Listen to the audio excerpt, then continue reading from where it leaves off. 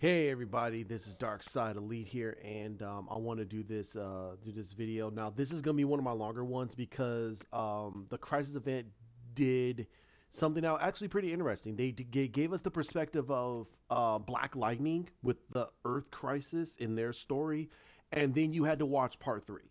That's literally you had to do it. You had to watch the Black Lightning episode and then part three, or if you watched the part three and then watched Black Lightning, you would understand, but you wouldn't truly understand because its story kind of it went from one to the other. So what I'm going to do is I'm going to give you a review of the Black Lightning and the Flash. I want to put this all in one little package, but that's why it's going to be pretty long. It's going to be longer than some of my other reviews. Um, the reason why these are pretty long is because there's a lot I liked and there's going to be a few I didn't like, especially in the first two. The first two I didn't.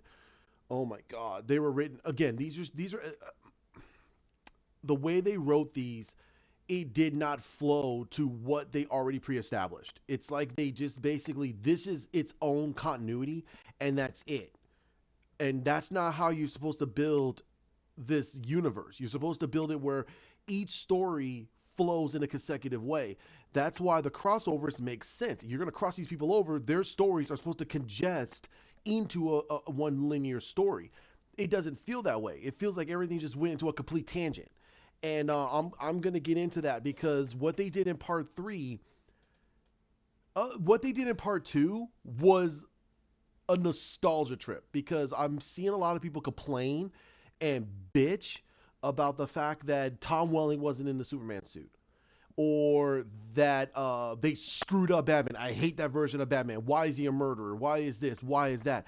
They don't understand the nuances of the characters. I'm gonna get into the whole thing with Smallville. I will. I will make a video on that. I might actually say screw it, and after I'm done here, I might do another quick video. I don't know. I might not, mainly because I have to get to work in the morning. So I got my full time job. It's not part time. It's a full time job. So I have to make that a major priority.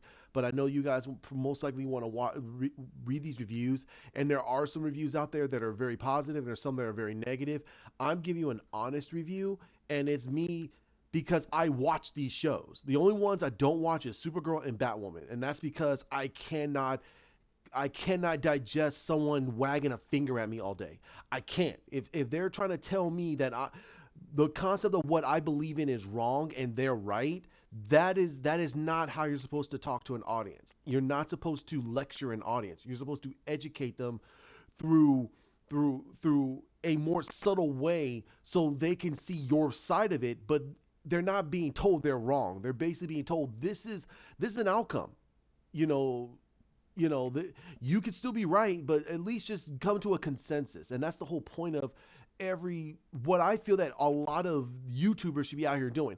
It's not trying to prove that I'm right and you're wrong. It's more in the fact of I'm trying to give you enough evidence and enough story and enough of experience because I read these comics that it's from my perspective that this is what I believe it is.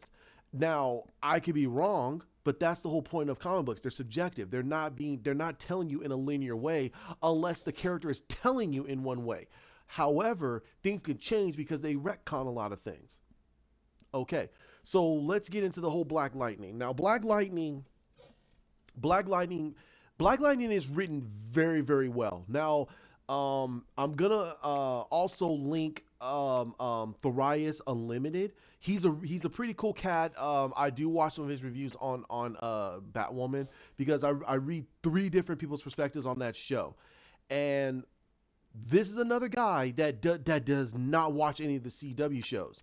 So again, like I said in my last video, um, how can you give me a perspective if you don't watch any of the shows? Now, I just said that I watched the shows. I did watch Supergirl up to a point. I am not watching Batwoman because the trailers basically told me you're not gonna like this, so don't watch it. That's pretty much what the whole series is telling me. And I'm a huge Batman fan. I'm not gonna sit here and watch a show that's going to literally make fun of one of my favorite characters because his character is mired to be a guy that literally it's not because he doesn't take crap from anybody. It's the fact that he never gives up. He always gets his guy. He always does what he feels is the right thing to do in the matter of justice. And that's why I like about Batman. But I am not going to sit here and have them do what they do with Kate and make her character that makes absolutely no sense. Like she's this complete BA when it doesn't make sense. Her body frame makes no sense to it. Her attitude makes no sense to it. And what she aspiring to be makes absolutely no sense. It makes no sense. But this crisis event, if you really look at the nuance of what they're doing, they're taking the events of Crisis and they're using it as a platform to slowly mold her into becoming the Batwoman that you guys are going to go, oh, okay, I see what they're going with this. That's why you have to watch this and take what the lessons they're teaching her and take it at what that's what they're trying to tell you. And that's why they did Bruce the way they did him. They did not, this is not the Kingdom Come Batman. People are like, oh, they're doing the Kingdom Come Batman. No, that's the media who's twisting what they most likely heard, and they're saying that no, they're giving you the Kingdom Come Batman. No. The Batman you saw in that part was the Dark Knight Batman. That's the Batman that's the Ben Affleck version of Batman. That's the Batman from the Dark Knight Returns, that the animated and from the comic. I'm sorry if you didn't like that version of Batman. Tough. That is one of the most recognizable versions of Batman that in all of comic books. If you didn't like it, that's okay. But to crap all over it with Kevin Conroy, and this is literally his first time in front of in front of people. This man went to Juilliard. He studied in Juilliard. He knows how to act, and he's been recognized as the voice of Batman. We get to see him act, and you crap all over his first time acting in front of people. Screw you. I appreciate him what he did. That was Bruce. That's a broken Bruce. And you're crapping all over it. Whatever. Okay, I don't want to go into tirade. I want to get into this portion. Black Lightning is written so well right now. Painkiller's a great villain. Bill Duke's character is a great villain.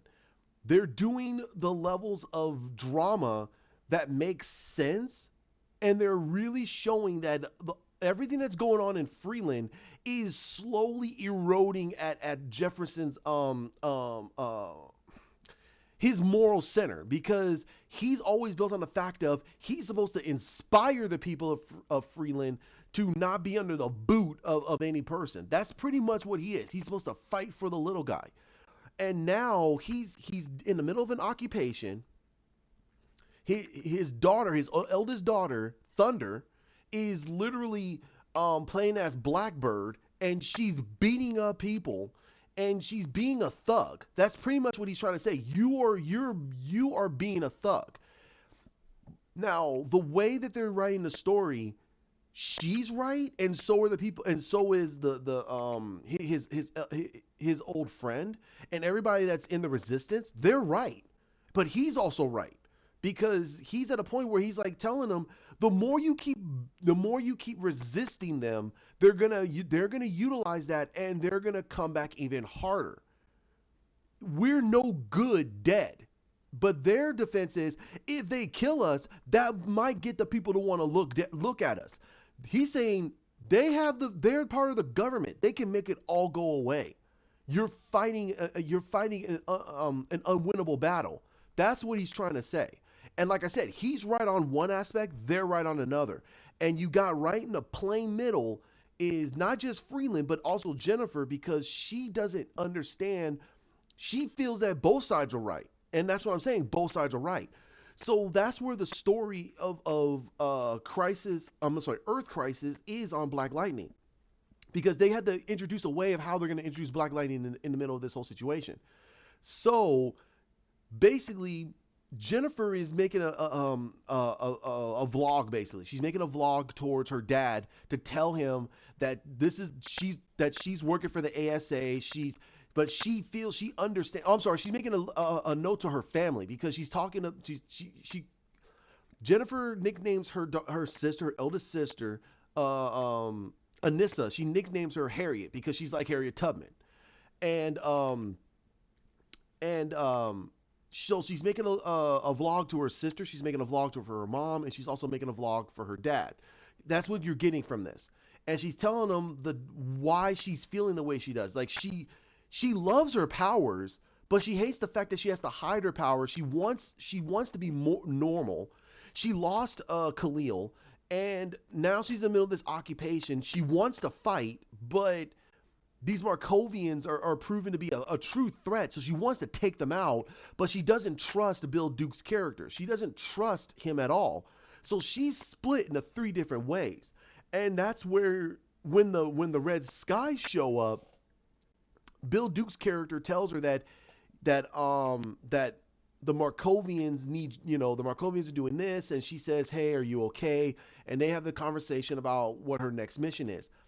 And he even says, because it seems like he's been listening in on her information, and he's saying to her that you need to pick a side.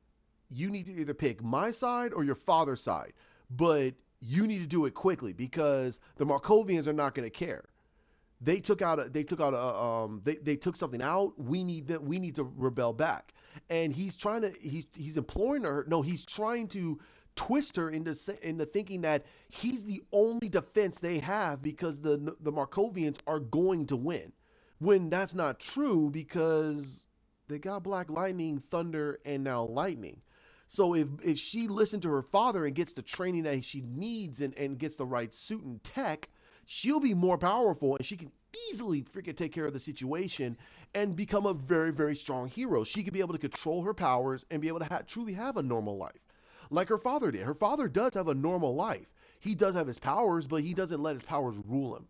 So I love how they did this whole season because it makes sense. They were really growing China's character when she was annoying as fuck. I'm sorry. Part of my friends. I'm gonna put in explicit. I'm gonna have a lot of language in here, but her character was annoying as fuck. I hated her character. I hated her character. She was that stereotypical um upper middle class black girl that literally is a princess type. That's pretty much what she was. And she wanted to play ghetto because she was sitting there smoking cigarettes. She was smoking weed and everything else. I'm sitting there going, come on, can we get past this? Not every black kid, when they have money, is gonna devolve themselves into wanting to become a ghetto kid. They're not. They're gonna be like, whatever, dude. They're just have her do something else. Have her be girly, but they made her become like a ghetto girl. And even though everyone in the damn city knows that she's the daughter of freaking Jefferson Pierce, so it's like whatever. So I hated how they did her character. Now they're starting to slowly grow her character better, and I'm actually starting to appreciate where she's at right now, and I'm actually enjoying it. It's good to have a character that's a firm in the middle because that's exactly how she should be. Like, okay, I want to do this, but I know because of my father's teachings and what he's trying to educate me, it's wrong. And you're like, cool, okay, good, build from that. And they're doing a really good job with it. So I think that what they were doing with her in the first season is this is where she was going to be in the first place. So if she became that girl that didn't want to do anything, she could have been on one side of the spectrum or another. But having her have that darker side, that more rebellious nature, and then her being thrust with these powers and having all these storylines, her character is now firm in the middle. Like she literally wants this side, but she also knows that it's wrong, but what can she do? What's the answer to the question? And that's what they did in this episode. They basically showed that she is split. So when the red sky showed up, she started to feel a weirdness with her powers, and she literally started looking like she was splitting into multiple fractions of her body. So she was going in and out of being tangible. She was becoming very tangible. And you're like, wait a minute. I know people are gonna be like, what the F is that? And that's the reason why you have to watch some of these shows. You have to. Black Lightning is quite possibly one of the best written shows on CW right now. because it's not written by the same team that does Flash. They could say somebody could say no, yes they are. No, they're not because the people who do Black Lightning are all in Atlanta. Everybody who does Flash, Arrow, Legends of Tomorrow, and Supergirl, they're all in Toronto. That's the reason why they're not in the same universe because they're in two different they're in two different countries on two different sides of the freaking of the North American continent. So I really doubt that they can easily make the transition. That's why this crisis event is their way of saying, okay, can we be able to do this? And they can. They can. So they did it very, very well. I like how they did it. So I'll get into that point. But um you come to find out that her powers are fracturing. She's being split. So you also find out that she's in a way in this dark sector, and she's met with two different versions of herself. One that's in a white robes, white scrubs basically, and she has one of the inhibitor collars on. The other one is decked out in like all this armor and everything else, and she's like, I don't give an F. And the other one's like very timid and meek and everything else, and she has no powers. So the one in the white, it's Jennifer, and that universe, in that alternate reality, it's not a different universe, it's an alternate reality. It's if she made whatever choices she made, this is where they're gonna split off. So in the one that's in the white, she in her universe, she did use her powers, and she used her powers to actually activate the cure in the water. So it prevented everybody in Freeland in the world to lose their metahuman gene. So she basically cured the metahuman gene, which caused, and now that makes her the last of all the metahumans, I believe. So I don't know. That's all we got. It may be the world, or it may be just in Freeland. So Bill Duke's character got very pissed off and threw her in the pit. Now, if you want to know what the pit is, in Black Lightning, the pit is basically, think of it in Marvel as the Triskelion. It's where they house the most powerful metas or people who have unnatural abilities. They house them in there and keep them on lock and key. So she's in there, and she got out only because it's Christmas and her father is making food and everything else, and and her mother is supposed to be coming and everything else.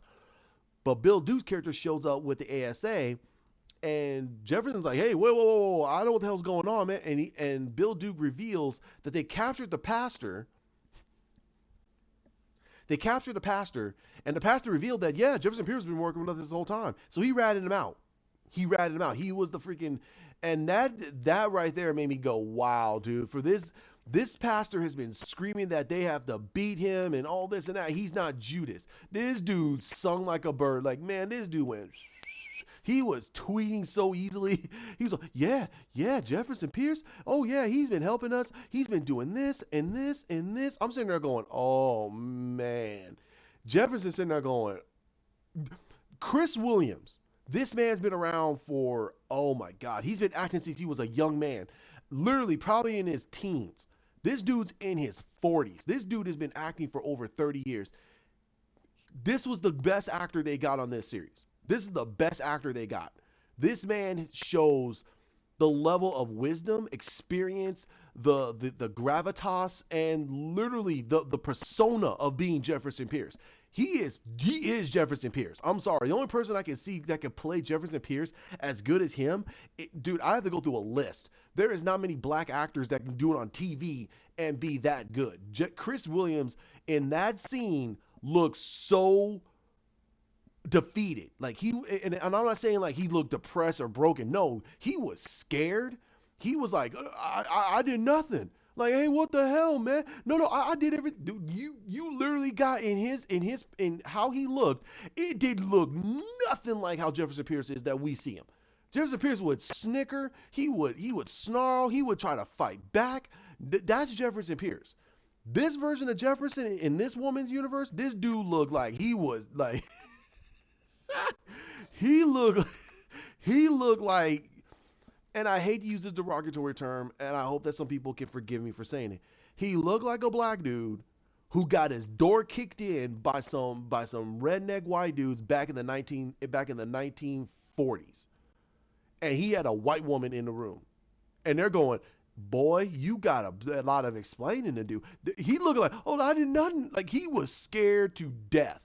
He was scared to death. Don't hurt my daughters. They did nothing to do with this. It was one of the most powerful scenes because Chris Williams did such a phenomenal job. The man deserves you to watch that show. You deserve to watch that show.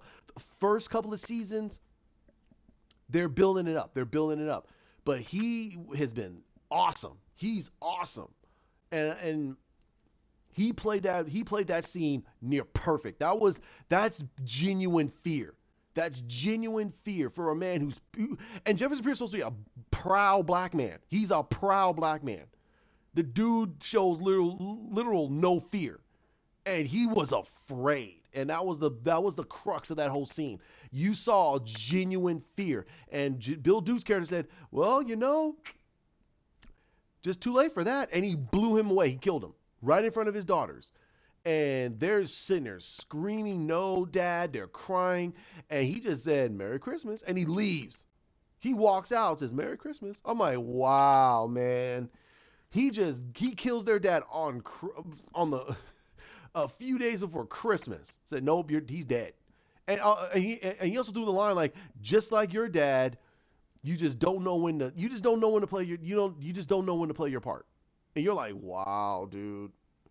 He went out just like his dad. It's wow, it was a powerful scene. I love this. I loved it.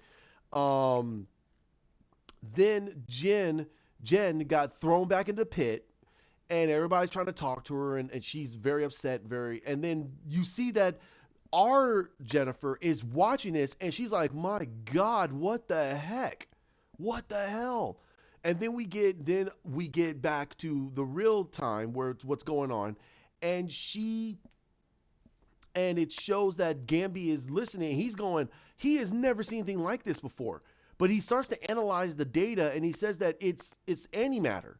So they're sitting there saying, okay, well, and he says the ASA is analyzing this right now with their satellites. He's like, well, then Anissa's like, oh, well, then I'm going to take that satellite out. He's like, what the hell are you doing that for? She's like, well, if they're doing this to my sister, I'm going to take it out. Gamby says the greatest line in the world. He says, wait a minute, they have a lot of technology, but to make something like this, dude, if they're able to do that, then you have no hope. There is nothing you could do against them. Why are they playing games with these people? If they could create antimatter, they could just get rid of them. Just go poof, make them go away. So, dude, hold your horses here. He's like, dude, hold your horses. Even I went, dude, what the hell are you talking about? You know nothing what the hell's going on. And you're going to go knocking on their door going, hey, you know what? Stop what you're doing. And do the clap? What the hell are you doing? You're going to make them take the gloves off. And that's the end. So right now, her father, they said that they're gonna attack something, and also they're gonna the ASA is coming, and and Bill Duke's character says, okay, well, bring green light there and weaponize the kids. And his right hand woman was sitting there going, they're not battle ready. He goes, I know that, and I'm betting the Black Lightning won't. He won't kill them. But they're going to attack him. So either way, either he breaks his code or we kill him. Either way, it's a win-win for us. And I'm like, wow, that's pure evil. He says, good day. And she's like, okay. She followed orders and left. And that's when they said that they're going to take that green light's going to be used. So he goes there because Lynn, his ex-wife, is screaming out that it's all his fault and this and that, and because he kept doing all this stuff, he wouldn't play the role, and he's sitting there going, what the hell? It's so season 1 Lynn, and I'm like, dude, this woman needs to go. I mean, it's like, what the hell, man? I'm getting sick and tired of her. I'm getting sick and tired of them writing her as a flip-flopper. I understand that right now she's on green light, and she's addicted to it. And also, it's enhancing her cognitive ability so she can be able to process a lot faster like a supercomputer. But the thing is that it's slowly taking away her empathy. It's slowly taking away her empathy. And then we found out about the whole thing with Khalil. And she says, we already know. And she's like, dude, we need to take him out. He needs to die. She's like, dude, he's a boy. He's a young boy and he needs help. He's like, dude, what the? Anissa's sitting there going, no, he is not alive and he needs to go. I'm like, wow. That's where Anissa is. She's on straight up. I don't care. He has to go. He has to die. Sorry. Too bad, so sad. I'm like, Jesus Christ. So this, and I have a feeling that why I'm telling you to watch this show is you're seeing why Jefferson Pierce's code makes sense. He says we don't kill. That's his code. He says that. Batman never stated that in the comics at all. The MPAA put that in there because of because of the code that a lot of superheroes have. But Batman doesn't have to follow that code because he's not a superhero in per se. He's not. He really isn't. He is because he defies the odds and he defies the impossibilities. But he's still a mortal man and he is a crime fighter. He deals with psychopaths and murderers. So if occasional one just falls off a cliff because he punched him off the cliff, that's not intent. That means he's trying to stop him, and if he tries to save him but he can't, then hey man, that's just them apples. So I mean, but she's calling out saying no, we need to kill him, even though they don't know that there's a way to actually help him. She's not willing to want to help him. She's just saying no, he's dead, done. He died. Sorry about that. My cat's playing. So then we get back into dealing with the darker side of Jen. This is the one that just says, you know what? I'm going to help the ASA. I'm going to do what I want. Who the hell cares about the consequences? And she flat out starts killing people. No care in the world. And the way she's portraying this is the reason why I say that when people play villains and they enjoy how these villains are written, you're going to get the best level of acting. So China was perfect. She was gorgeous, man, as that villain. She played it. She enveloped it. And that's why I say the individual that, I think his name is Jordan, the guy who's playing as Painkiller right now, he's loving playing Painkiller. This is how you should have wrote Painkiller. Painkiller is a badass. I am astounded how awesome he is. He is phenomenal. Great villain. He's probably the best villain on all these shows right now. And I still don't believe that Anissa should be able to beat him. Sorry. So I don't think Anissa should be able to defeat him. Sorry. He knows like 7 different martial arts. He goes, well, she's super strong. Dude, so is he. He's a cyborg. He's way stronger than her. And he knows vital spots.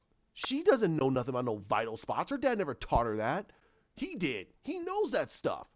He knows 14 ways to kill somebody. So how can she be able to at least stop him? She shouldn't have been able to. He should have been able to see her how she was moving and go, hey, wait a minute, you have to hold your breath. Okay, right in the throat. You're breathing. Pow, pow, pow. That's the end of her. Done. She's done. She's done. Over. He basically destroys her left and right. And that's what I wanted to see, but they didn't. So we have to see. But I hope that they do a Painkiller versus Thunder 2. If they do a Painkiller versus Anissa again, he should mollywop her. He should mollywop her. Like, he should figure out, like, okay, how does her powers work?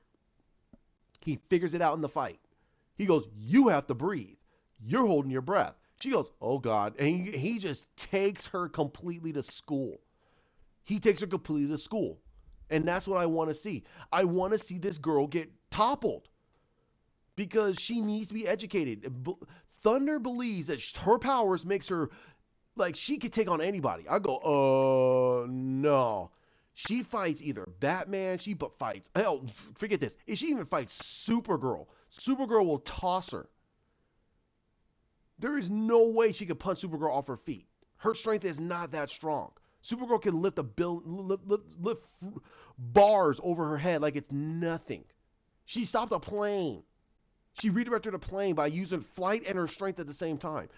Anissa can't do that. Sorry, that's insane levels of strength. So if she can punch her and she can punch her, it won't do anything to Supergirl. But if Supergirl punches Anissa's going. She has to breathe. That's gonna knock the whole massive wind right out of her. But we have to see. I hope they do a Painkiller versus Anissa part two. That would be a stupid fight. Like literally, he should take her to school. He should be the most dangerous, lethal adversary they have. There is no way Black Lightning should be able to take him on. It should be, even if he wanted to stop him, it would be like, this dude's fighting skills should be, he's younger, he's more visceral, he's in their faces, dude, and he knows takedowns, jujitsu, nujitsu, Krav Maga, dude, he knows a plethora of martial arts. There is no way Jefferson can defend against that. There's no way. I don't care. Writing wise, it make no sense. So they announce about Painkiller. He's not in the episode, which is a shame. But we get Jen. She is a perfect example of how I love Painkiller. She's written almost near like him. Like I have no care. And then she talks to her father and tells her father about the fact that you basically you did nothing for this city. She brought basically she talked how Anakin in episode 3. Like I'm the one that brought peace and prosperity to Freeland. You did nothing. You sat back on your moral high horse and let all this crap happen. And he had almost nothing to say only because we don't know what the context of what was going on. We don't. We honestly don't. So I can't say that it's his fault or not. But we can only assume that something bad happened and most likely a lot of people died only because Black Lightning didn't do what he was supposed to do. And it contradicted itself and I'm not saying in a bad way. I'm saying it contradicts itself because we know that Black Lightning did everything he possibly can and nothing went down that darker path for Jennifer. So something along the way during that occupation happened that made Black Lightning not do what he was supposed to do, and Anissa just got livid over it.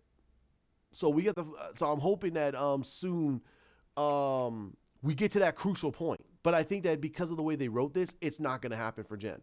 So then, so what happened is that we get her talking to her dad, pretty much told her dad to go kiss off.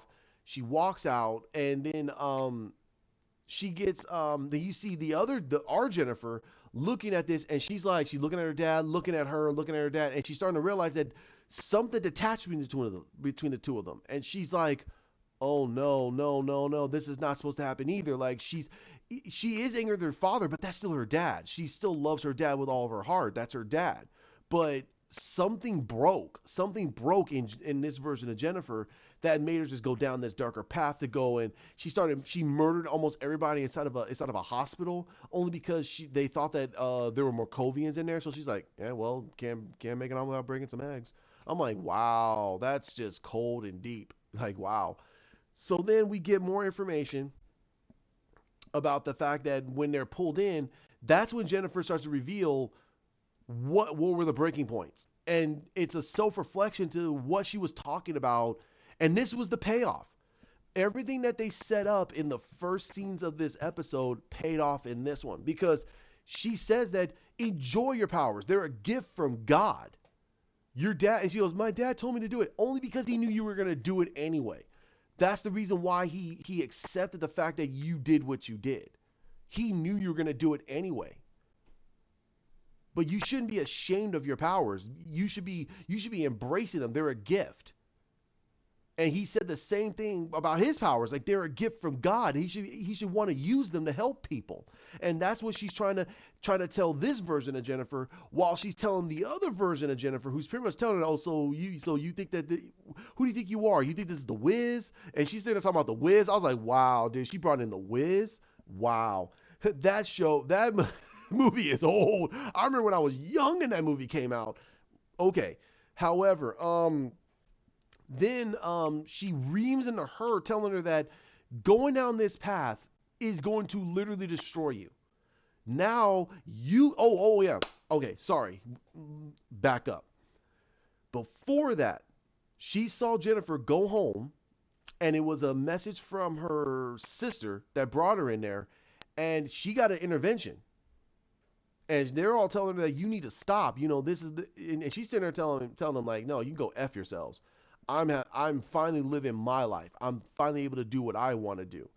And she kills Anissa, Jefferson goes, what? No! And he uses lightning, and she redirects the lightning and basically hits her mom, killing her mom. And Jefferson literally saw that, and his eyes grew blue. Of course, he went full power, and she was like, "Really? Like, you got nothing, old man." He uses lightning, she uses hers, and she's overpowering him, and he's using everything. You see him just using it, and she literally is saying the line he's always said: "Whose life is it? It's my life." And he goes, and his whole rhetoric that he always says, and I'm not saying it negatively, I'm just saying the positive. It's literally how to empower them. It's supposed to give them power over their own destiny, their own futures. And when she literally killed him. She killed him, lit him up from inside, and she says, "I'm gonna live my life by whatever means necessary." And she killed him. And you saw Jennifer go, "Oh my God, no!" And that's when they have all three. So that's pretty much what happened. So this darker version of Jennifer wiped out her family. Didn't give two shits. Like, whatever, dude. I'm living my life. I'm doing what I want. None of you were gonna be with me on this. None of you heroes thought you were gonna do the right thing. You just did your own thing. So now I'm doing mine. So that's where we got this darker Jin. They called her Jin. Then now we get to the three part, the scene where she's talking to all three of them, and when she's telling them that you just killed your whole family, you wiped out the only people that ever loved you. There's a part of me that wants to do the same thing, but my father, grilled into us that yes, we have all these powers, we need to do them the right way. And yes, I always have bickerings with my dad, but he's survived this whole time because of the rules he puts in place. And here's the thing. This is the reasoning why you have to show darker heroes. You have to show these heroes darker, because now you just had a hero show to you why these rules are in place. Why they have these standards. Because she straight up stated her father made these rules for himself so he would be on a higher moral ground and he can be better than any of them. And he survived because of those rules. He doesn't kill. And he fights to the last man. He fights to make sure that everyone survives. That's what keeps him alive. It keeps him going. And she's telling that to her. I mean, she's telling that to her darker half. But if you really listen to it, it's her telling you, the audience. She's telling you, the audience, that you need to understand why this is all happening. Why this version of myself went down this dark path, because she ignored what her father told her. She ignored it. And now she wiped out her whole family. Didn't care. And that's the reason why everything in her life is dark, because she doesn't care. And it's reaffirming that into her. And as the darker Jin sitting there reaming into her, she's like, "What the heck?" And you see this bright light, and then they're turning around going, "What the hell is that?" And the other one's like, And then that's when you see the antimatter wave coming in and wiping those two out. And it doesn't affect her. She's like, "Whoa," like this. And then you see her body dissipate and turn into pure energy. Now, this is the thing that made me go, I believe that Jennifer is going to be the key. Jennifer is going to be the key, because they're saying that she makes energy. She is pure matter energy. When they said that, I was like, oh, she's positive energy. She's pure energy. So literally, she is positive neutrons. And that's the only way to truly combat the antimatter. So they're going to use her as a way to empower whatever they need to do to literally take out the whole antimatter, to take out all the anti-monitor. That's probably that's what I think. That's my headcanon about it. But that's how they end the episode. No, not how they end the episode. So basically, Jefferson is watching this and he's sitting there saying, "Fight, fight, fight." And then they're sitting there going, "What the hell's going on?" And they see the red turn into a blue and then white, and you see it all just coming in, the antimatter wave, and you see Jefferson going, he's okay with it. He's like, "I'm gonna die with my family. That's perfectly fine." He's perfectly okay with it. And then he disappears. And then they're sitting there going, "What the Jefferson?" And they all go, vroom, vroom, and they all die. that universe is gone. Their universe is gone. I'm like, wow, wow, and that's how you end the episode. That's how the episode ended. Wow. So I'm already about 40 minutes into this, explaining this episode, because it wasn't that much. There wasn't that much in there. It was just telling you. It was basically giving you an understanding about where Jennifer is, and I have a feeling that Jennifer is going to play a huge crucial part in the later part of this season. She's going to play a huge crucial part, and there's a reasoning why. So we're going to see. That's my head canon. Okay, so we pick up with the Crisis on Infinite Earths Part 3, and um they go down. So basically they're talking about the whole situation, and now it's all coming to a head. They're trying to find all the Paragons, and that's when Cisco and Frost show up on the Wave Rider, so they can actually figure out what to do, and then Cisco's going to help Ray recreate the device. So when they see, Brandon Routh's Superman, and they're going, what the heck? Look at Ray, he's jacked. Yeah, I'm over here, man. What the? Whoa! They're like, another super dude, and you're like, okay. So he's like, whoa. He's like, dude, this dude is huge and he's jacked. I was like, whoa, this is Superman? Like, oh my god, dude, got cucked. Superman from Supergirl got cucked again. And you look like a fool. Like, dude, he's a toothpick. He is. He's a toothpick comparable to Brandon Routh Superman. He's an effing toothpick. He's small as hell. Even though Tyler Hoechlin can grow huge, the dude was huge. Nope, shrunk him down. If you guys understand that reference, that's a British thing, and I learned that real quick. Okay, so then Kara says, "Okay, I'm done." So she leaves, and that's when you come to find out that Kara's going to use the book of Destiny, and that's when Kate decides to go follow her, and then they talk to her, and she talks to her, and then that's when they go confront Luthor. Luthor kind of does his little act.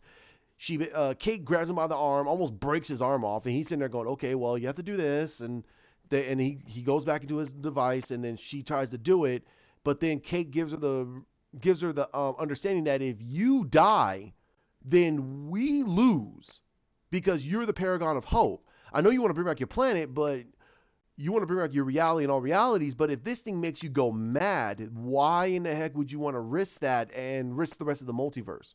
Because we're gonna need you. So she kind of gives some great level of understanding and actual wisdom, which again makes no freaking sense to Kate's character, because it's starting to show that she's evolving. And so I'm sorry, wow. So Kara doesn't use it. So Kara says screw it, and she walks off. And that's when they make the huge revelation. They make the big talk about, now they find out all the Paragons, and they find out that one of the Paragons is Martian Manhunter. It's John. And he's the Paragon of Honor, and then you find out that Ryan Choi, who's supposed to take over as the Atom, he's gonna be the Paragon of Humanity. And I'm like, okay. And Barry is the Paragon of Love. So you're like, oh, okay, that makes no sense. But in all honesty, he's supposed to be the one who has a lot of hope. He is. He's the one who has a lot of hope because of everything he's ever done. Yeah, but love also makes just as much sense. It makes sense. I'm sorry. Because of Barry's character. So then they decide to break up into teams again, and one of them goes after Ryan Choi, and the rest of them say, okay, well, now we have to go and figure out what to do. And then that's when Pariah shows up, and they say, what the hell are you doing here? He goes, well, I'm here to help. And he's like, okay. But the Monitor is sitting there going, huh. And they all say, okay, well, the first thing we need was find Harbinger. We need to find Lila. Now, here's the thing that pisses me off about how they wrote Diggle. And I understand Diggle. I understand John Diggle. This dude doesn't give two craps. He doesn't give two shits. If you're a cosmic entity, if you're fucking God in front of him, he doesn't give two fucks. He gives no care about it. He just wants his stuff. But the problem here is that he's in front of a cosmic being who could basically backhand his head off and doesn't and gives no care. There is nothing in him saying that John Diggle is important to all of this. He never said it. He never said that John Diggle's important. He could let John Diggle die.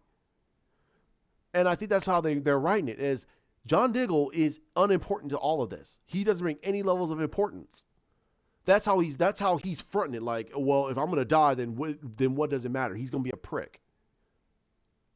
It's like, first of all, there's a lot of equations to all of this.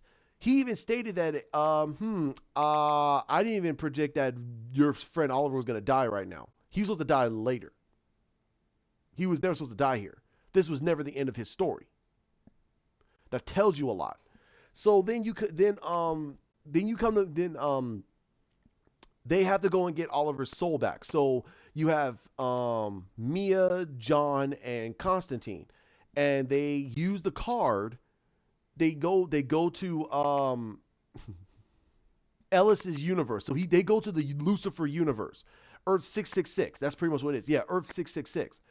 And they go there, and again, John Diggle's sitting there freaking trying to be a prick in front of the devil. Like, literally one of the most powerful entities they're ever going to deal with. A guy that basically even John Constantine goes, he kind of waves this off like, dude, don't piss this guy off. He will make you go away. He is the devil. He is the true devil. Are you out of your damn mind? And that's how I kind of viewed it. It's like, why is John acting like he's a big shot in front of this dude? I mean, he's still a nobody. He's a nobody to him. So that's how I'm thinking they're writing him, as he's trying to be this badass. And it's like, you are a nobody to him. That's why he ignored you. He looked at Mia and knew, well, here's the thing. The actress is gorgeous. The actress is a gorgeous girl, but her character is shit. Her character is shit. They're giving her better, but she's still written like shit. Her first impression is she's shit. I'm sorry, her character is crap. So now again, you guys can like her character. That's perfectly fine. But her first impressions, even in that last season, it was shit. Her character was crap. They're writing her better because now they have they got to do the spinoff, and they have to have you like her character. I'm sorry, that's what they're doing. They have to have you like her character. They can't write her character like crap anymore. They can't. They can't make her this BA that treats everyone like dirt. They can't have her that way, because then people are like, no, I'm not watching this. You're only going to get a skeleton crew of people watching it, and then you have to cancel the show. So now they have to write her in a nicer way. Same goes with Kate. They have to write them this way, or people are not going to watch it. They're noticing that with their rating systems. They're noticing it. That the more they keep trying to have these women characters try to act like they're better than everybody, when they're not. They're amongst of all these other heroes that have way more experience, way more abilities, and they're willing to work with each other, and they're acting like, we're better than you because of this, because we're legacy characters. Kara doesn't act that way, and she's the legitimate cousin of Superman. Kate we don't know nothing about this version of Kate. This version of Kate's crap, and Mia is crap.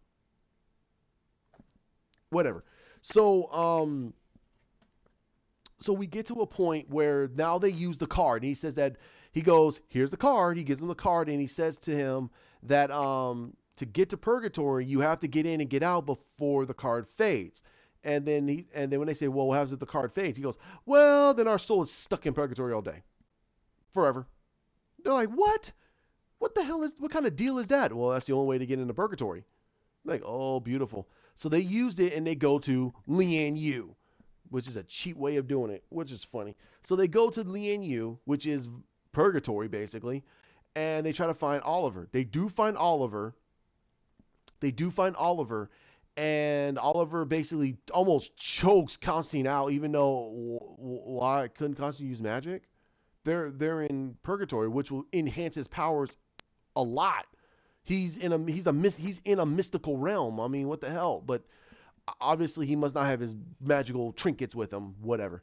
So he almost gets choked out. They converge with him, and they talk to him, and he embraces John, embraces Mia, and then right before they're about to leave, that's when John Corgan shows up. And this version of John Corrigan is from a different universe. And he reveals that, hey, I was an ex-cop, and then when I died, I became something more. I became something different. And now he's passing on this gift to Oliver because they need Oliver. They don't need Oliver Queen. They need this. And I can't do it because my body is too weak. Yours is still very, very strong. And I'm like, they're gonna do that.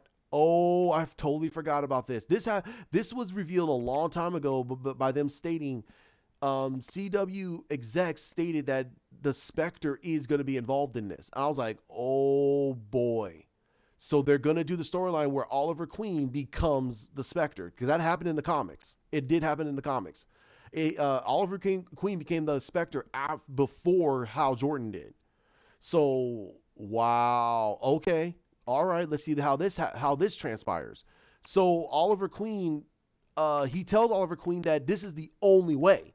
He says it's the only way for you to be able to stop the crisis event, because the Spectre is extremely powerful. He's way more powerful than he's almost on the same power level as both the Monitors. He's God's vengeance. So he can probably help take care of this whole situation. So that is probably the reason why I feel that the Monitor Novu did not see all this stuff transpire. He was like, "What the hell's been going on?" A lot of stuff is changing, and that's what I'm going to talk about at the very end of this whole thing, which we won't get to until literally in another month. We will not finish off the rest of this until like mid-January, mid to late January. So probably about a month and a week, we won't find out the end of this, because what happened at the end of this episode is the mid-season finale. It's the mid-season finale for all the shows. All of them. The crisis event is the mid-season finale, which is bold. It is bold for them to do that. We'll have to find out. So, so he tells Mia and John that he's not going to come back with them, but he's ready, and he takes the mantle of the Spectre, and they leave. And when they get back, they say that no, he's not coming back with us. And they're like, "What the hell happened?" And they say that he's on a different path now. And the Monitor's sitting there going, "Huh." Like, he's nodding. You're like, okay, maybe this is what. Okay, so that you move forward, and then Ray, Ray, Ralph, and Iris go to Ivy Town to go and talk to Ryan Choi. Now they talk to Ryan Choi, and now one of the coolest events happened, and I'm gonna get to this.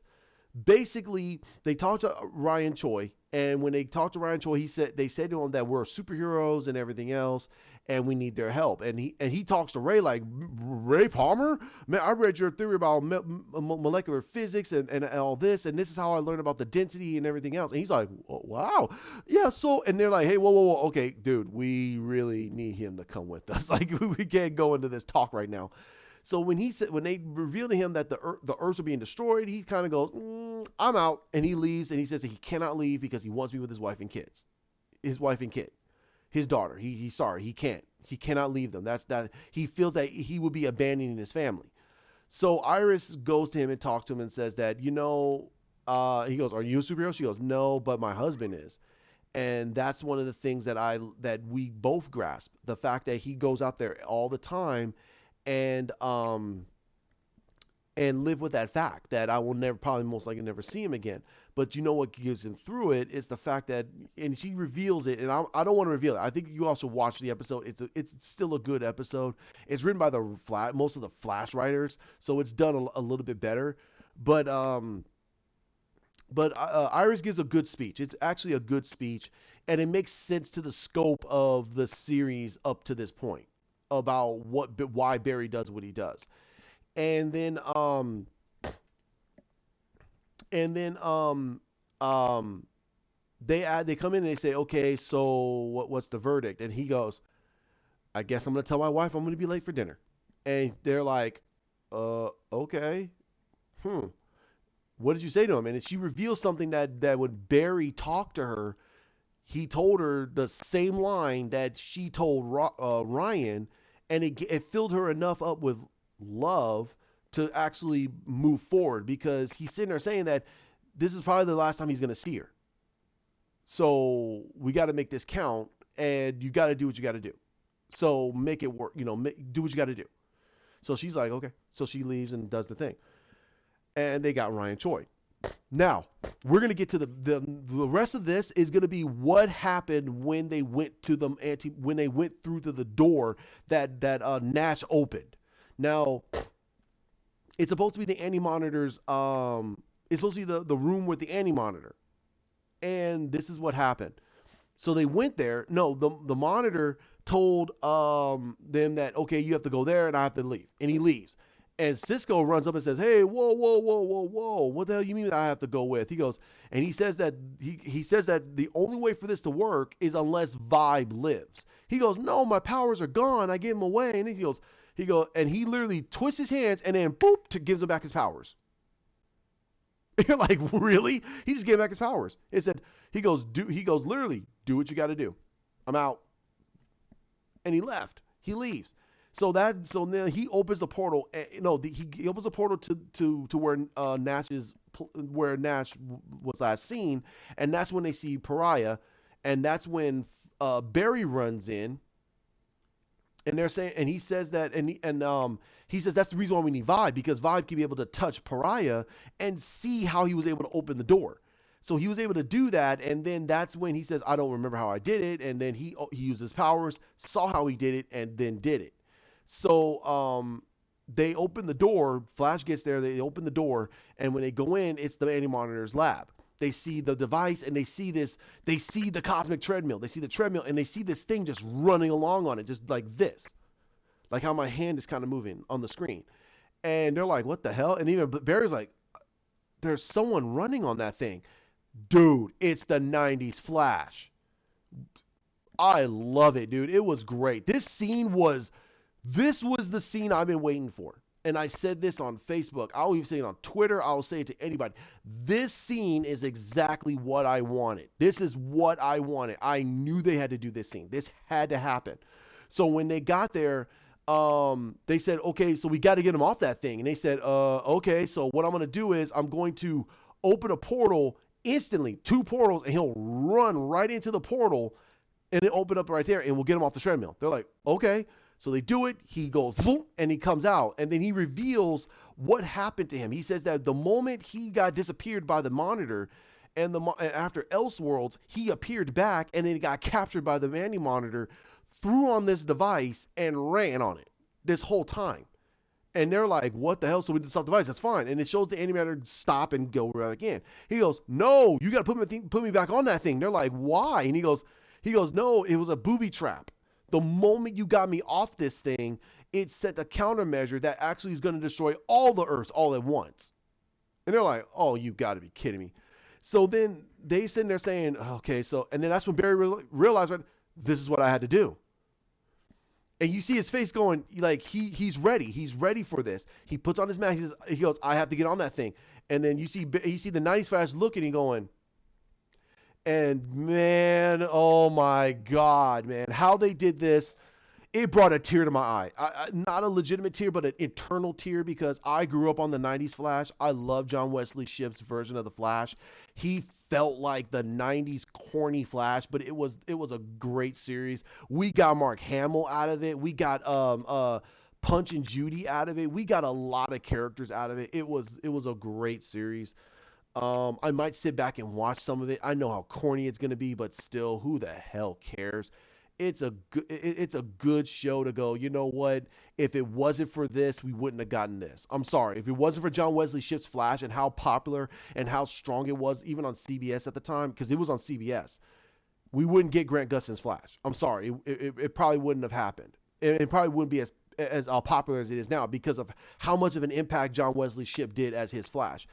And man, he grabs Barry and he puts his hand on his chest. And you see him just absorbing his speed. And he goes, "What are you doing? Don't do this." And he goes, "What are you doing?" He goes, "I'm stealing your speed, son." He goes, and all the time I've been a speedster, this is one of the tricks I learned at the time I've been a speedster. He absorbs enough of his speed, and he says, He goes, I'm ready. Do it. And you see him going, no, don't do it. I'll do it. And no. And as he's talking to him, he goes, the monitor said that a Flash needs to die, but it never said anything about which version of the Flash. I went, yes, yes. That's exactly what I wanted. That's exactly what I said had to happen. He said, Flash has to die for Crisis to end. It never stated Barry. The only reason why he said Barry is because he wasn't sure they could get to that point. That Barry would have to be ready to make sure that sacrifice. But he kept saying, for the universes to survive, a Flash needs to die. That's it. That's it. He never said Barry needs to die. He kept saying it to Barry to make Barry get to that point. But that was his whole thing. It was never stipulated that it was this version of the Flash. We only saw in the newspaper because the 90s Flash never happened. The 90s Flash never happened. This was their switcheroo dipsy doo. That was what it was, and I loved it. It was beautifully done. He got on the treadmill and he said, and he literally and I'm sorry, I skipped a whole crap load. Basically, when they were talking about the device, a portal opened, Pariah showed up, the portal opened, and Black Lightning showed up. That's what it was. Black Lightning showed up. And they're like, what the hell, who the hell are you? And he's sitting there grabbing, going, where's my daughters? Where's Lynn? And they're like, whoa. And then he says that his name is Jefferson Pierce. I'm sorry, your universe is destroyed. He's in there going, are you out of your damn mind? Dude, what the hell am I at? He goes, you're on another Earth, bro. And he's in there getting pissed. They finally calm him down, and man, and they said that they said that you're the only one that could do it. You have the power to conduct electricity. He's like, and they're sitting there going, it might kill you. He goes, whatever. It's like a whatever, dude. He doesn't care. He's like, I don't care. Dude, it was well done. This was quite possibly one of their best well done scenes, because it shows right there how much of a hero freaking Black Lightning is. He walked over and he just went and just grabbed up all that lightning and conducted it. And he's sitting there just standing there, and they're sitting there yammering on about this whole situation. He's sitting there going, dude, I can't hold this. And then right when they're about to make the decision, he literally says, and they're sitting there watching it, because he kept saying, whose life is this? It's my life. And you're like, yeah, dude, he's saying his line, so he just keep standing, keep going. I'm like, dude, this was great, dude. This was an intense scene. I was like, yes, because he's sitting there just like, oh man, it was beautiful. So then then Barry couldn't move, and then the moment he gets on the device, Barry gets up and goes, no. He goes, no, it's supposed to be me. And he says, no, put me on that thing. He says, no. And he goes, you made me leader to make the hard decision. And this was the best decision. He wanted to make the sacrifice. And, oh my God, dude. And then as he's running, and then you hear his music. You hear his old music. And it shows a line from the first season, when it showed Tina McGee's character and Barry, and he says that he goes, I trust in you. He goes, I trust you. And she goes, no, I trust in you. And you see him just running and running, and you see the energy of his body start to decay, and it starts to fall away. I'm like, oh, and you see him going, and he just disappears. You're like, oh, and the whole place destroys. They're all gone. I mean, they go through the portal and leave. And man, the whole thing gets destroyed and wiped out. You're like, wow. And then right in the rubble, on top of the freaking cosmic treadmill, you see his insignia. And that was it. I was like, that's it. Thank you. Thank you, CW. I will say that right here and now. Thank you, CW, for this. That is how you bookend a person's storyline. You make the 90s Flash be the one that stops the antimatter device. That was beautiful. Oh my God. No one is talking about this. I don't see that on anything on social media. Nothing about John Wesley Shipp's bookend story. Just we didn't see Smallville in a Superman costume. Oh, I can't believe they did that. Are you kidding me? Are you kidding me? Dude, okay, I respect Tom Welling in his decision. I understand that. But you just saw John Wesley Shipp's Barry Allen, the 90s Flash, do what the 90s Flash, what in the 90s, the Crisis on Infinite Earths, that version of Barry get destroyed trying to save the multiverse. Are you? And you're more carried away about freaking Tom Welling not in the Superman outfit. No one has priorities. This is the reasoning why DC is the way it is right now. That's how I see it. This is the reason why DC is the way it is. The whole Crisis event is a gigantic nostalgia. It's a gigantic levels of nostalgia, and they're so hemmed on Smallville and Tom Welling not wearing a suit when you got John Wesley Shipp bookending his storyline. This is the final time we're gonna see John Wesley Shipp as the Flash. He will not be the Flash. He will most likely be the Jay Garrick version of Flash. And that's probably not going to happen because he's supposed to have a speedster version of MS. That's what he has. He has a speedster version of MS. He cannot run. He's losing power in his legs. That's what the whole thing is. They're trying to get John Wesley Shipp from not being the Flash anymore. And you guys are you nuts? Grow some fucking priorities. You just saw the 90s Flash do exactly what the Flash did in the Crisis on Infinite Earth storyline. He ran and he saved the multiverse and died doing it. And you are more hemmed up on how you believe they effed up on Tom Welling's Superman and effed up on Kevin Conroy's version of Batman.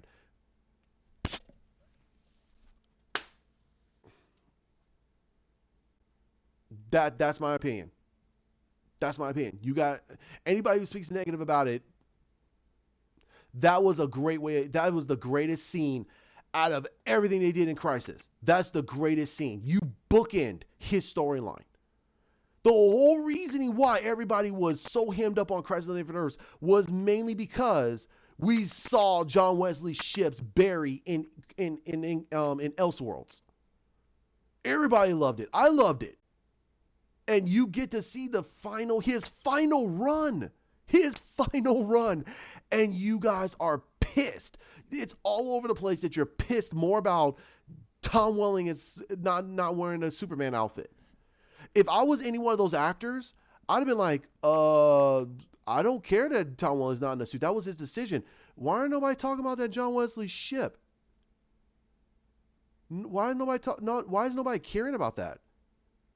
This is something that we as audiences members have been wanting for years, ever since they announced the Crisis event. We're like, dude, who's going to die?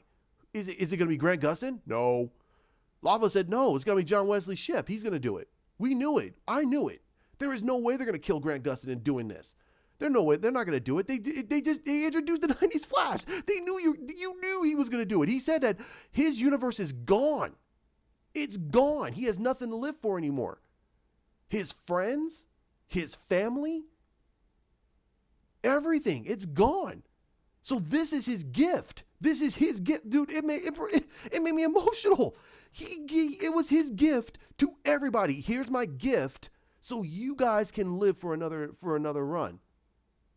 Oh my God, dude. He even told him, "Make me proud. It's now your story, and you're gonna make us proud." I'm like, oh my God, dude. That's the passing of the torch. Are you fucking nuts?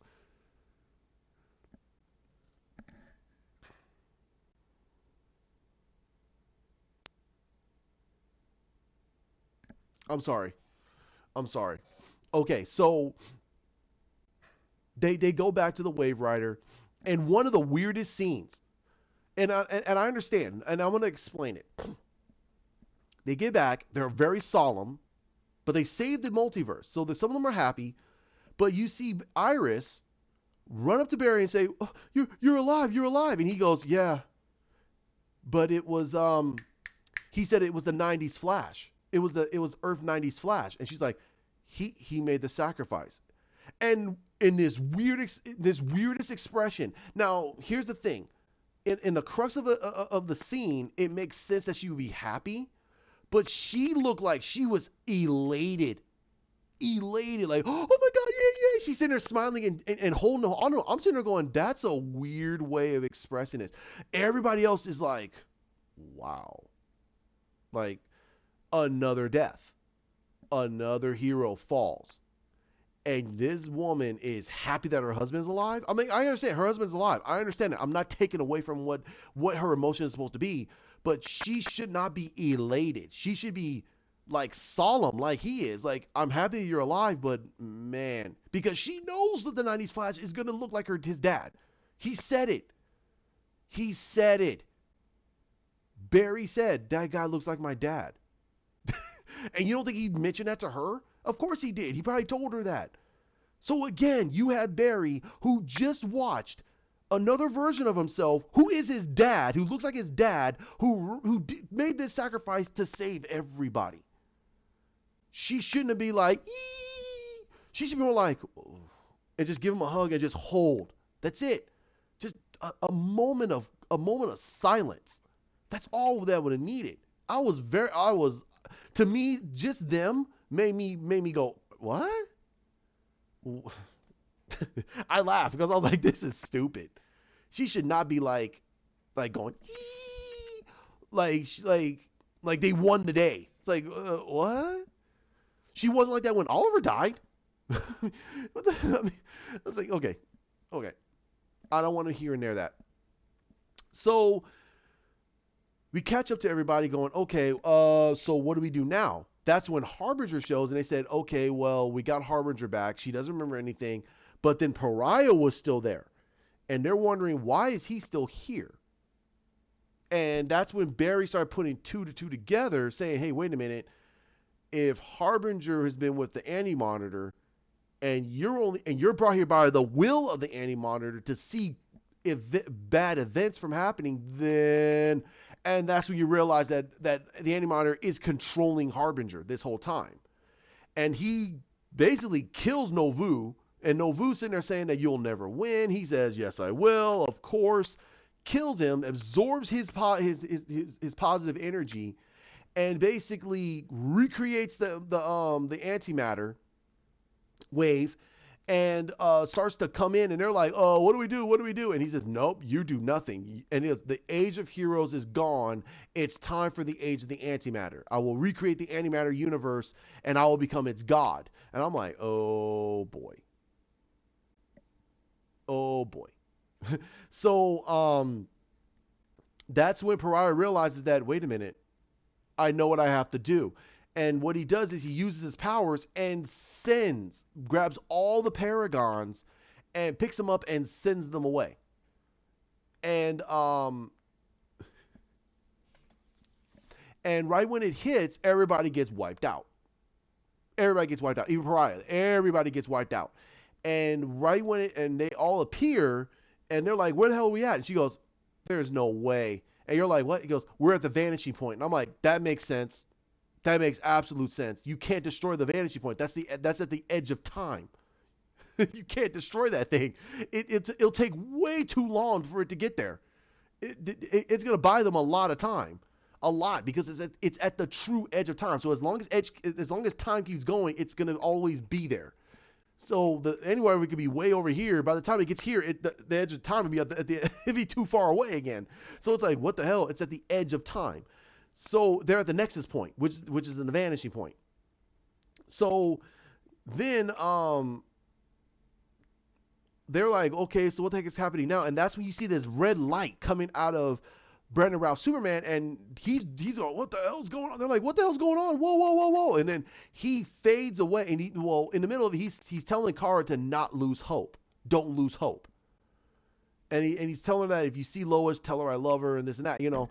He dies, he fades away, and that's when you see Lex Luthor. I'm like, are you kidding me? Wow. I applauded. I was like, wow, that makes sense.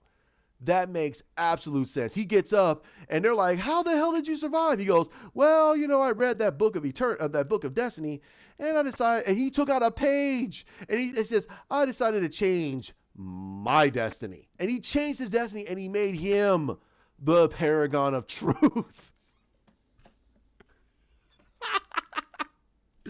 He made himself the paragon of truth. So the moment all rest of reality got destroyed, it saved him by using to get rid of Superman. Wrote the paragon of truth Superman out and put him in its place.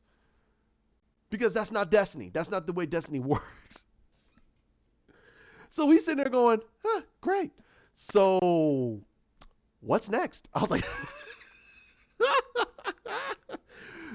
dude, okay, for anybody who says this dude, as the guy from Heels versus Babyface calls John Cryer's Lex Luthor, Frappuccino Luthor. I know that's not going to change. He's never going to watch Supergirl. His opinion on Supergirl means as much to me as a wet toilet paper to in a bathroom with a guy with diarrhea. It means nothing. It's useless. Okay, so I disagree with him. I think that this got him an upper echelon because this is something Lex would do. Because throughout most of this, he was calm as a cucumber. He was calm. He was cool as a cucumber. He was like, yeah, well, after he got his arm almost ripped off by Kate, he still was calm as a cucumber. This dude knows that everything's gonna be wiped out. Why is he calm? He'd be like, dude, you're gonna need my help. Why? Let me out. I'll help you. Let me out.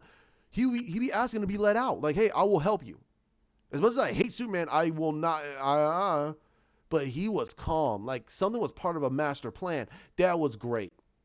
That was great.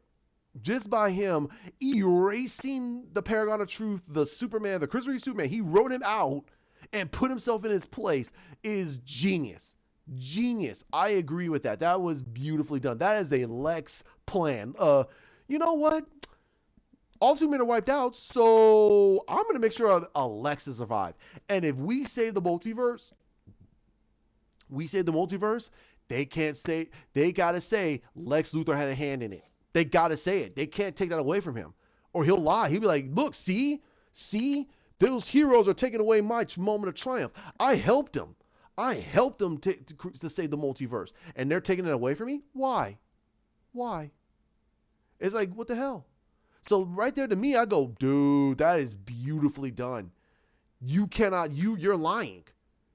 What are they going to do? Try to cover up the fact that he saved the multiverse? Dude, if that ever gets out, that's the end of superheroes. And Kara would know that. Like, no, we got to tell the truth. We got to. If someone finds out the truth that he saved the multiverse with us, and we've been pretty much telling them, nope, that he did not, oh, wow, will they get out?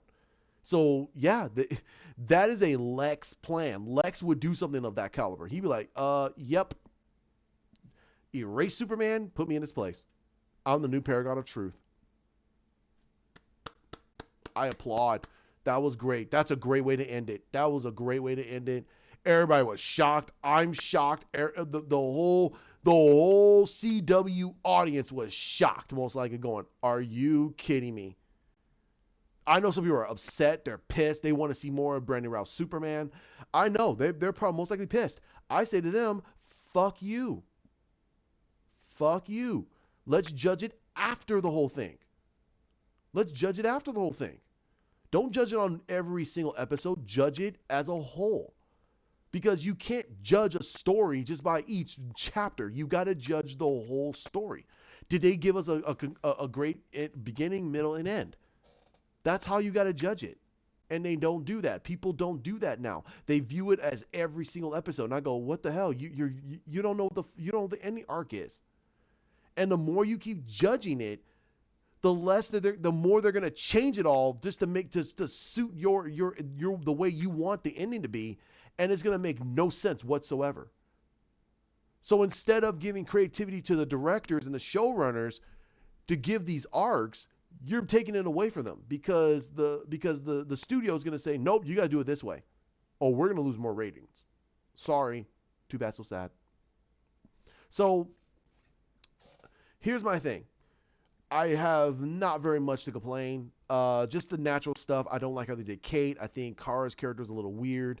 That scene with the death of the 90s Flash and Iris is hugging her husband going, I'm like, that makes no sense. Why is she elatedly happy?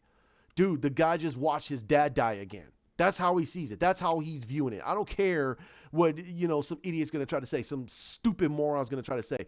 Oh, well, why can't she be happy about her husband being alive? I'm not saying that. I'm saying the context of how the tone of everything around them is. Everybody is not very happy. They're sad.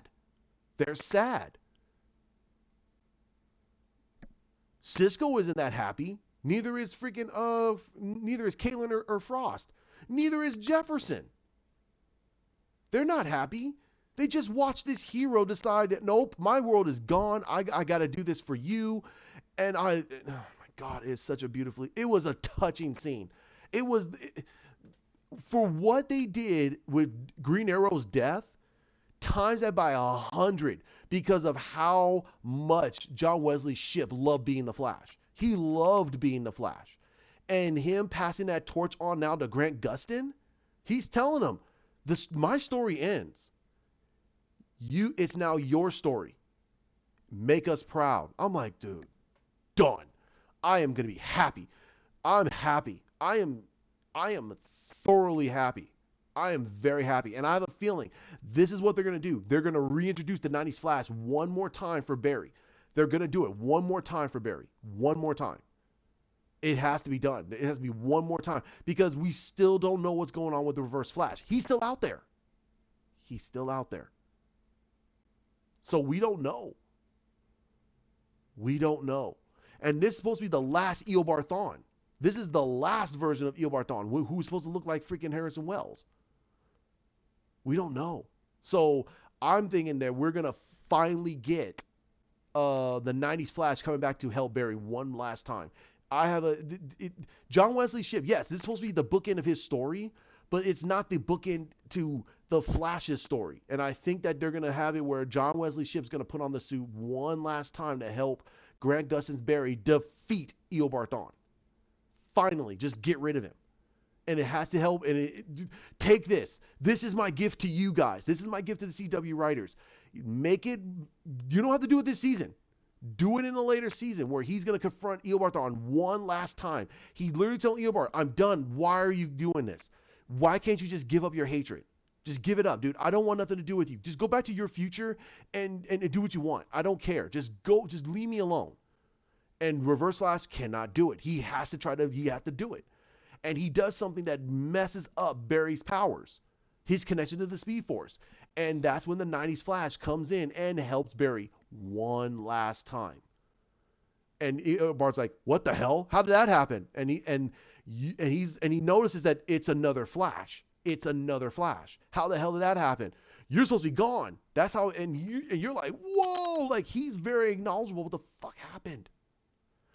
That's my gift. Here, take it. Don't force John Wesley to do it. But if John Wesley wants to put on that suit one last time to help Grant Gustin's Barry get the power he needs, become the energy that gives Barry back his powers to defeat Eobard Thawne one last time to make him go away, that's my gift to the CW writers. Give me that down the road. Do not do it like next season. No, do that 2 seasons later. That's what I would do.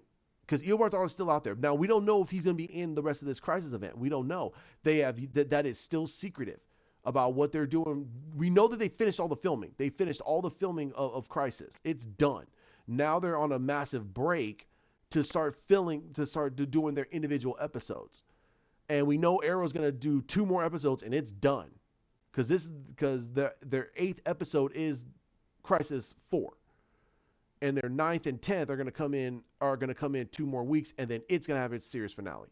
So they're going to finish up their episodes, and then I have a feeling that honestly we should get Stargirl right after Arrow finishes its episodes. We're going to get Stargirl's going to fill in its another slot. They're going to move stuff around again. So we're going to see. But I am very happy with this. I think that in all honesty, this was probably one of their better ones. This is probably their best episode because the death of the 90s Flash has been something I have been pitching for since John Wesley Shipp came back. When he came in to play as Jay Garrick. I was like, dude, they got to bring in the 90s Flash. People were talking about it, and then when they did it for the Elseworlds, I was like, they're gonna do Crisis. It's got to no. There is no way they're gonna kill the 90s Flash. It has to be him. It has to be him. And when they said that his world was gone, I was like, yep, it has to be him. And they did it. I was very, very happy. I am very happy with this episode. I truly give it a 9.5. This is the best.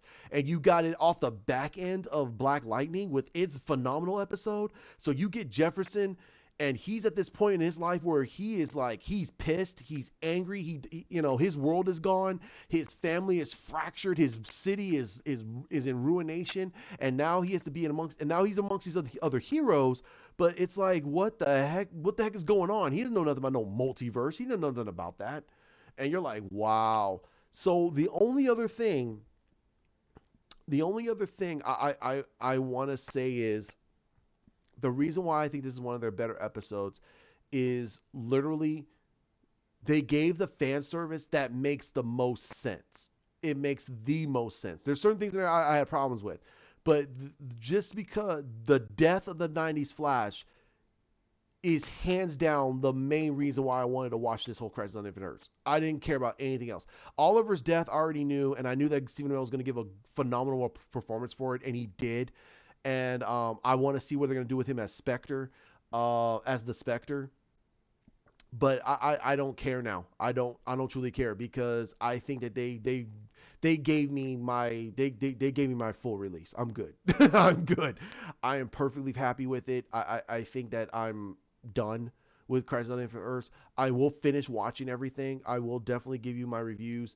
I think that they did this was their best episode. Their best. And anybody who says anything different can go fly a kite. I'm sorry. Go F themselves. Um, but the death of 90s Flash is the crux of why I wanted to watch this, because I love John Wesley Shipp's Flash. I appreciated what he was doing in the 90s. I really like Grant Gustin's version of the Flash. He does try to be a little more comic booky. But the problem is there's a lot of problems. There are some problems, and that's mainly because they're doing it off of Jeff Johns' runs, and he never wrote for 90s Flash. I mean, for Barry Allen that much. He wrote mostly for Wally West, and that's why we got a lot of Wally West type of storylines. I'm not disrespecting the fact that they did that. I'm just saying that that's the reason why it's jarring for me, because I know a good chunk about the Wally West version of the Flash. I know a good amount about it. But Barry Allen, he does a lot of the hokey storylines, the very, very hokey, corny types of villains and storylines. He's more of the comic strip. This is more of a comic book, more of a graphic novel type of Flash. And for them to use Wally West storylines and just slap Barry Allen in the middle of it, to me it's very, very jarring. Especially the villains. The only villain that Wally not really dealt with, but he got rid of really quick was Eobard Thawne. He dealt with Eobard Thawne, but a good chunk of the villains that we have seen in this version of the Flash, they're all Wally West villains, almost all of them. The Thinker is a Wally West villain, mostly a Wally West villain. Gorilla Grodd, mostly a Wally West villain. He dealt with Wally West the most, next to Barry. He barely dealt with Barry that much. The Rogues, that was that was a Barry Allen creation during his time, but it was more of a Wally. I mean, they got more, a lot more prominent during Wally West's time. So I said that there's a lot of things in there. Savitar was the biggest one. Savitar was huge. But that was during Wally West's time. Barry never dealt with the God of Speed. Never did. He never dealt with them. And if Barry did, he'd have been no match for him. Wally was way faster than the God of Speed. He made him look stupid. So, like I said, and then Doctor, I forgot his name. It wasn't Doctor Psycho. I forgot the doctor they dealt with in there that made no sense. It absolutely made no sense, because that's a Wally West thing. So, like I said, there's a lot of things in there that made absolutely no sense. So, but this episode was the best for me right now. A 9.5. It was really good. The death of the 90s Flash, his music when he's running, and then the slow motion of him running, and then him slowly evaporating. I'm like, oh my God, dude. And he's just running, and he fades completely out of existence. I was like, oh my God, dude. Oh man, if it wasn't for the fact I was ecstatically happy about it, I'd have been somber. I'd have been very upset. I'd have been it brought a tear to my eye because I grew up on that guy. I grew up on John Wesley Shipp's Flash, like I said before, and and I hope they bring him back one more time, just one more time, and then I'll be very happy with it. Him helping Barry one last time, and especially not just helping him for Crisis, but helping him to take down Eobard, and that'd be great. That'd be great. So okay, like, comment, share, subscribe down below, hit the bell. This is one of my longest ones. I'm sorry, but I really wanted to talk about this because this was a two-parter. This was mostly about the Crisis event, but I wanted to let you know about the Black Lightning episode, so it links into how they brought Jefferson in, and Jefferson and Barry, they related right off the bat. It was like Barry Allen, Jefferson Pierce, and they shook hands, and I felt that that's how they should have. That was the best way they did it, and I have a feeling this is where when Grant Gustin, I'm sorry, because now Grant Gustin is going to be the leader. He's the leader of all the CW shows now. He's the next eldest show. And for him to bring in Black Lightning, who's an older superhero, and I truly hope with all my heart of hearts, this is what I really hope. If they bring those guys into the Arrow universe and they keep the writing team, bring Echo Kellum in. Bring him over and put him on freaking into Black Lightning and watch his character skyrocket. He will be a beautiful character on that show. I wouldn't give a two craps about him being gay. It gives Anissa somebody to talk to and feel comfortable with. And it gives it gives Gamby another guy who can tech whiz with him. And on top of that, he's a badass. He could become a badass just by training with Anissa and with Jefferson and Jennifer. He can help him build a better suit. Echo Kellum's Curtis Holt will be perfect for freaking Black Lightning. I said it before and I say it again. So like I said, like, share, subscribe down below, hit the bell. I will try to have another video out. I will talk about that Smallville and why I think people are there's a misconception about his storyline in all of Smallville. And it will shock you, especially with evidence. There's a lot of evidence.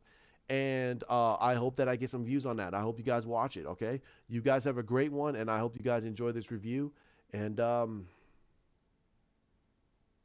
keep running. The 90s Flash he's moved on, and I hope that we get to see him again.